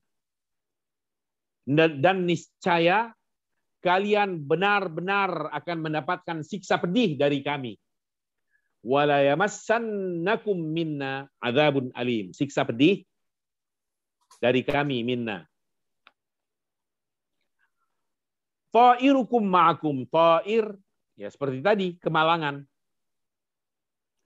Ta'irun artinya kemalangan. A'in dzukirtum. A'in dzukirtum. Apakah jika kamu diberi peringatan, maka kamu malang? Itu jawaban saja itu. Arti dari a'in dzukirtum sendiri adalah, apakah jika kamu diberi peringatan? Apakah jika kalian diberi peringatan? Bal antum qaum musrifun. Bahkan kalian sebenarnya adalah kaum yang melampaui batas. Qaum musrifun. Dari kata kerja asrafa yusrifu. Wa jaa min aqsal madinati rajulun yas'a. Aqsa al-Madinah artinya ujung kota yang jauh. Sudut kota yang jauh itu adalah Aqsal Madinah. Al-Aqsa sendiri kan artinya yang jauh atau yang terjauh. Al-Masjidul Aqsa artinya masjid yang jauh. Sa'a yas'a artinya adalah bergegas. Rajulu yas'a, orang yang bergegas, seseorang yang bergegas. Qala ya qaumi tabi'ul mursalin. Ya qaumi asalnya adalah ya qaumi, ada ya-nya. Ittabi' artinya ikutilah. Wahai kaumku, ittabi'u ikutilah. Dan ini adalah fi'il amr dari ittaba'a yattabi'u. Ittiba'an, ittabi'. Untuk kalian ittabi'u, ikutilah oleh kalian. Ittabi'u man la yas'alukum ajra wa hum muhtadun. Sa'ala yas'alu artinya meminta. Meminta boleh, bertanya boleh, mencari boleh. Tergantung konteksnya. Maka peminta-minta itu as-sa'il. Fa ammas sa'ila fala tanhar. Wa amma bi ni'mati rabbika fahaddits. Tapi bertanya juga, orang yang bertanya juga sa'il. Anas sa'il. Saya adalah orang yang bertanya. Jadi sesuaikanlah dengan konteksnya. Sa'ala yas'alu berarti meminta di sini. Muhtadun orang yang mendapatkan petunjuk. Wa ma liya la a'budu. Apakah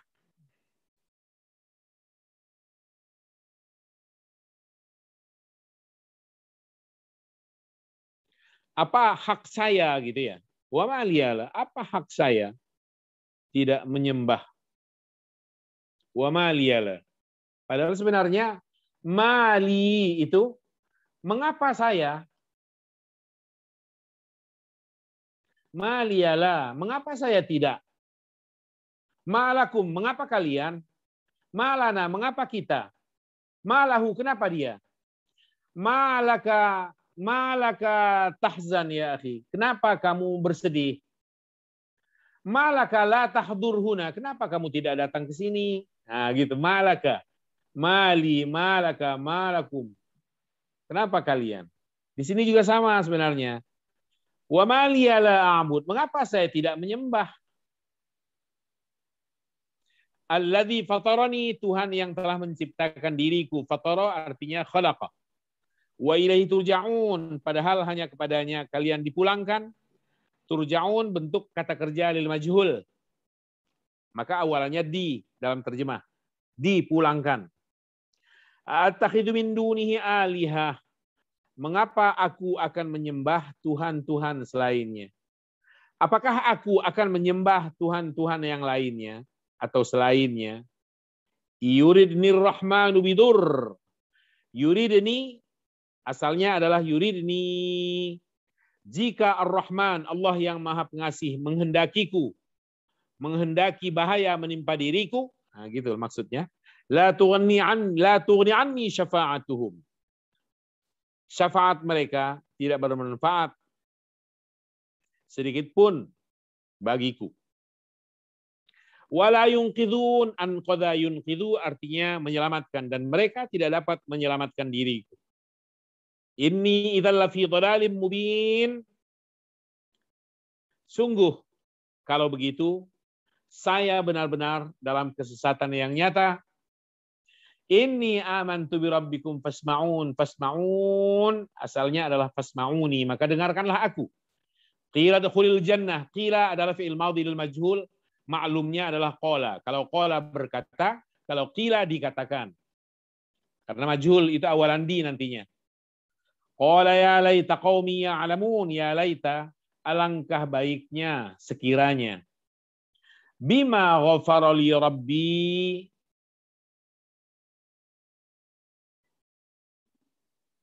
ampunan Tuhanku padaku. Bi-nya karena Tuhanku telah mengampuni diriku. Wa ja'alani minal mukramin. Mukram bentuk isim maf'ul dari akrama yukrimu ikraman. Yang berarti dimuliakan. Minal mukramin termasuk orang yang dimuliakan. Wa ma anzalna ala qaumihi min jundim minas sama. Min jundin minnya li ta'kid. Setelah ma sebelumnya. Jundun artinya prajurit. Kalau begitu, kami tidak menurunkan kepada kaumnya prajurit apapun dari langit. Ada penegasan ke situ. Wa ma kunna munzilin, Tidak layak kami menurunkannya. In kanat illa sayhatan wahidatan. Tidak ada siksaan atas mereka melainkan satu teriakan suara saja. Fa idzahum khamidun, idzanya fujaiyah artinya tiba-tiba. Lalu tiba-tiba mereka mati. Khamid itu artinya adalah mati. Khamada itu mata sama. Ya hasratan alal ibad, alangkah besarnya penyesalan atas hamba-hamba itu. Ma ya'tihim mir rasulin, ada ma, ada min yali takkid. Ada nafyun, ada illa lil qasr. Kalau begitu, ma ya'tihim mir rasulin, tidak seorang rasul pun yang datang kepada mereka, melainkan mereka memperolok-oloknya atau mengejeknya. Alam yarau, anya istifhamiyah. Apakah mereka tidak melihat atau berpikir? Kam ahlakna qablahum minal qurun. Ahlakna artinya adalah membinasakan. Kami binasakan. Kam ahlakna. Berapa banyak umat-umat sebelum mereka, qablahum, minal qurun adalah umat-umat. Ahlakna, kami binasakan. Berapa banyak umat terdahulu sebelum mereka yang kami binasakan. Annahum ilaihim la yarji'un.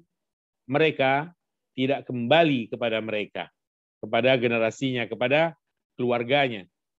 Wa in kullun lamma jami', dan masing-masing pasti dikumpulkan. Masing-masing, semua mereka tidak lain hanyalah wa in kullun lamma jami' ladaina muhdarun, akan dihadirkan atau dikumpulkan ke hadapan kami. Ladaina muhdarun, dihadirkan kepada kami. Baik, Bapak Ibu sekalian, selesai waktu kita, sudah habis. Nanti kita lanjutkan pertemuan berikutnya ke Mujazut Tafsir. Jadi kita sudah menyelesaikan mufradat, kita juga sudah membahas tadribat sebelum ini. Sampai di sini saja pertemuan kita pada siang ini. Terima kasih untuk semua. Semoga sehat selalu. Amin. Bersama keluarga tercinta. Jazakumullah khairan katsira. Wassalamualaikum warahmatullahi wabarakatuh.